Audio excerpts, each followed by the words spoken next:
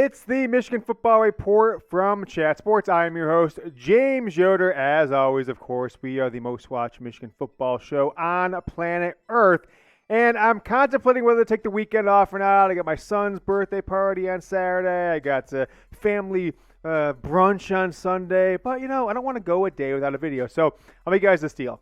I will come in, make Jack come in on his days off, both Saturday and Sunday mornings, to do a video with me if we get 50 new subscribers on today's video. Not too tough to ask, right? We got 100 from the video on Monday, Tuesday, 120 actually, when I asked you guys to get us to 22,000. So 50 of you subscribe. We'll put out a video Saturday and a video on Sunday. Look, there's been a ton of trolls, right? We might have to go subscriber only too, so you'll protect yourself from not missing out on any future content if we go subscriber only. So hit that sub button. Top story I want to talk about today is the shakeup in the secondary for this Michigan football defense. RJ Moten was your starter from game one. And really for the first 4 or 5 games, he was the one in there early. He was one in there that was kind of taken out first in those blowout wins over Hawaii and Colorado State and others. But then some things changed in the Indiana game. So I wanted to show you this here, his snap counts. Now, don't take those first few games with like, oh, well, those weren't very high anyways. Those are all first quarter, second quarter snaps against Colorado State, Hawaii, UConn. 55 versus Maryland, 40 versus Iowa. First 2 Big Ten games, home and then away at Iowa. He is getting your starter snaps. But then down to 16 for Indiana, 15 for Penn State. Only 31 snaps over the last 2 games. Folks, he's not hurt. So where are those snaps going? How about his fellow classmate, Makari Page, right? Jim Harbaugh said at the beginning of the season he had 3 starting safeties, but only 2 really get to be starters. That was Rod Moore and Makari Page. You see Moore, his snaps haven't gone down across the bottom of your screen. 64 snaps for Moore in the Indiana game, 44 in Penn State. So they're playing 3 safeties, but the script has been flipped a little bit where Page is now getting more of the snaps and RJ Moten is actually getting less of the snaps. Actually, we'll go to this sponsor here, Jack. After we do, though, I want to go back to that RJ Moten thing, the graphic from the beginning, talk a little more about this here in a second. But I did want to let you guys know, given that it is Friday, given it's a football weekend, you're not going to watch the Michigan game tomorrow because there's no Michigan game. Go ahead and get started with our sportsbook partner, BetUS. It's chatsports.com/GoBlue. Drops you on the sign-up page for BetUS, our sportsbook partner for the 3rd straight season. If you use promo code GoBlue, 125% deposit bonus, so you can put 100 on your first deposit. You got an extra 125 sitting there, 225. How about 200? You have an extra 250 sitting there in your account, 300, 400, up to $500 you can deposit for a $625 deposit bonus. Bet on some sports this weekend. If you want to have a little extra fun with Michigan not playing, put $20 in the game, put $30 on the game, whatever you can afford. Gamble responsibly, but make sure you use that promo code GoBlue, no spaces, and go to that website, chatsports.com/GoBlue. It'll drop you on the page to get the 125% deposit bonus with our sportsbook partner, BetUS. So people have said to me, as I've speculated on this on the internet last Sunday or Saturday, and then throughout this week here and there, is, well, James, it's because he was hurt, or maybe it's because Michigan's doing different sets. That's not the case, right? He's not hurt, unless something's drastically changed. He was coming in and out of the game, right? There was no play that we saw him getting hurt, so it's consistent. Last 2 games, he did not get the snaps. 16 against Indiana, 15 against Penn State. It's a dramatic drop-off the last 2 weeks after the Maryland game, after the Iowa game. So I do believe that although Michigan and Jim Harbaugh aren't going to come out directly and say it, we've replaced him as a starter. RJ Moten is not a starting safety on this team anymore. He has been relegated to a backup. Michigan does play 3 safety sets sometimes, but with the emergence of Mike Sainristil and the continued improving and really getting a lot better play of Will Johnson, I don't think Michigan's got 4 corners, right? You got Jamon Green, you've got DJ Turner, you've got Mike Sainristil at nickel, you've got Will Johnson. So there's 4 right there. Even in a dime set, you only need 2 more safeties. That's Rod Moore and Makari Page. So it looks like to me, RJ Moten is the guy who is kind of the man who's been left out in this excellent Michigan secondary so far. Been sitting on the story for a couple days. Sean Clifford left the game with about 10 and a half, 11 minutes left in the 4th quarter on Saturday. Directly after he tried to scramble and Will Johnson came down the line, the sideline, and absolutely truck sticked him. And for what we're hearing afterwards, and I've known about this since Tuesday, Wednesday, just didn't fit into the rest of the show flow, so I thought maybe we'll bring it up on Friday, right? Is that he asked James Franklin to come out of the game for a couple reasons. One, he was shook up by the hit. Okay, that's a one-play thing. That's a two-play thing. Not a three-drive thing like we saw from Sean Clifford, the 6-year quarterback for Penn State. I always thought he was a tough player, right? Doesn't have a ton of talent, so stays in by being smart, being tough. But from what we're hearing is that he was so mentally frazzled from the Michigan defensive line in the third quarter into the fourth quarter, coupled with that truck stick hit by Will Johnson on the sideline, that he just didn't want to play anymore, right? It was still a game that Penn State could have came back and won. They put in the true freshman, and as such, this will be a stain on I think his reputation with his teammates and other. Shout out to Will Johnson for that hit, though, big time hit. Really just something to talk about with the Michigan defensive line. This is what they have done to defenses and quarterbacks for the last 2 seasons. This is what they did to Coleridge Stroud last November in Ann Arbor. And if Michigan can force Ohio State into passing and just going pass like they do sometimes, that Ryan Day has a tendency to do, folks, we might see Coleridge Stroud, Ohio State's quarterback, maybe he asks out of the game as well. Maybe he just opts out of the rest of the season once Michigan has a 2 or 3 score lead in the fourth quarter like they did in Ann Arbor last year. I'm not saying it's going to happen, but I'm not saying it's going to happen either. Let me know who is your more hated rival. Not most hated rival, more hated rival out of these two. I think it's clear for everybody.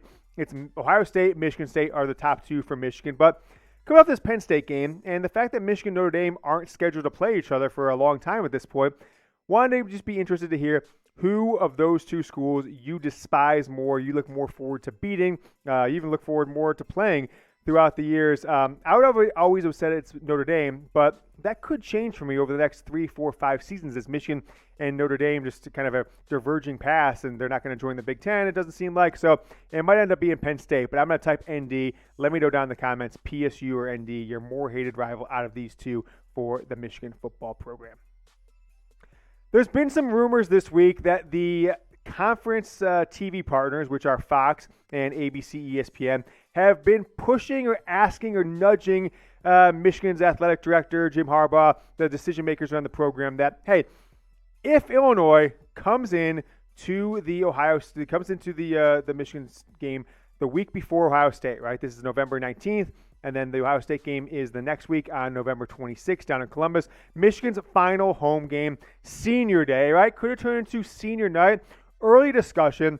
If Michigan continues to wins the next 4, is 11-0, Illinois does the same, etc., is that this would be pushed for by the TV networks. I'm not even sure who has the right of first refusal, whether it's Fox or ABC, ESPN. Nevertheless, I'm guessing it would be ABC, but I know Fox does have night games as well, so I'm not 100% sure about that. But Michigan does not have to play it. They have played their contractual potential up to 2 night games already this year, and the Big Ten used to have a policy. They don't play night games after November 1st.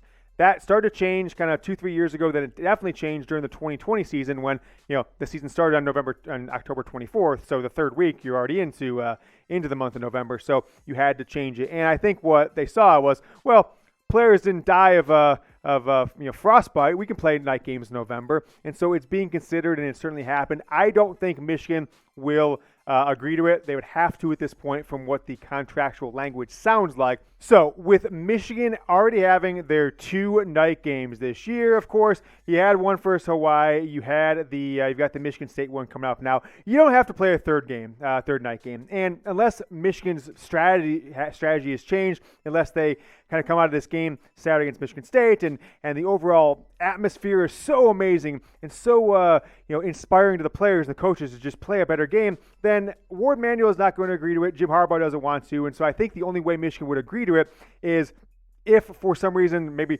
the weather was going to be really nice, although you got to make this decision 12 days prior, so we'd have to know by November 7th, or if there was just an overwhelming groundswell from the players that we want to play this game at night, then maybe they would, but they don't have to contractually.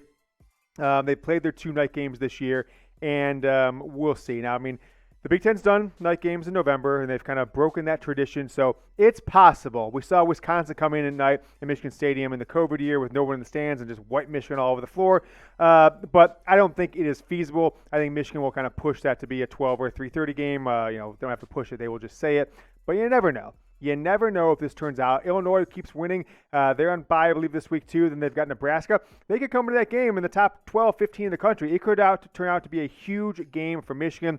And maybe Jim Harbaugh wants to be in the national spotlight. Maybe the players do. Maybe they love that night atmosphere. We'll see, but don't count on it. I'm just bringing it to your attention, but I don't necessarily predict that this will happen. Want to know from you guys, what kind of videos should we start shaking things up a little bit? We've got a pretty good rotation of what content we do during game weeks, but a bye week or after the season's over, recruiting videos, etc. So do you want more recruiting? Do you want a recruiting video in the middle of the week to kind of replace one of the segments we've been doing, either rumors or grades or something like that? Let me know. Type down in the comments either recruiting videos or more deeper game analysis if you've seen some of the videos that we have done around game analysis. Let me know, recruiting or game analysis.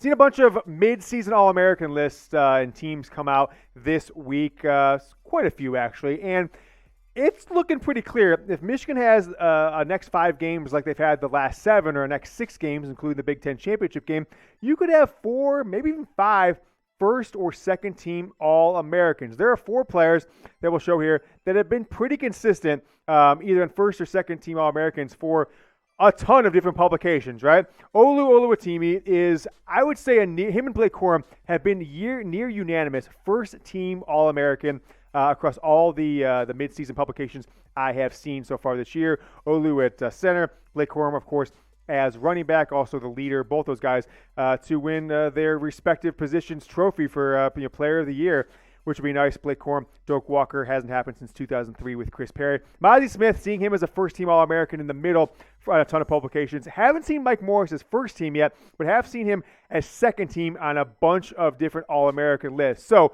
how many All-Americans could Michigan potentially have this year? 4 would be huge, right? I'll have to look. I mean, there's been years when Michigan's had 3. I think like Jabril Peppers, Jake Butt, Jordan Lewis were all, those guys were all first team. I'm not sure if Michigan had 4th that year or not. You think back like the 2003 or 4 season, one of those, you had like Braylon and Marlon Jackson and Ernest Shazer and like David Boss. We're all first or second team AP All-American. So Michigan's had 4 guys in that first and second team in the past. But how about Jake Moody? Hasn't got a ton of time recently. A ton of opportunities. He's 13 of 16 on the year. Got one blocked the other day. But you never know. He was your Lou Groza Award winner, your best kicker in America last year. So if he has a resurgent last 5 games, hopefully Michigan doesn't need him. You could end up having 5 All-Americans first or second team, which would be huge for this program. Reminder here, if we get 50 new subscribers here on Friday afternoon, I'll come into the office. I'll drag Jack in with me, producer Jack, on Saturday morning before the birthday party, Sunday before the NFL season kicks off, and we have the Yoder family post-birthday brunch for my son Preston. So if you haven't yet, subscribe to the channel, youtube.com/MichiganTV.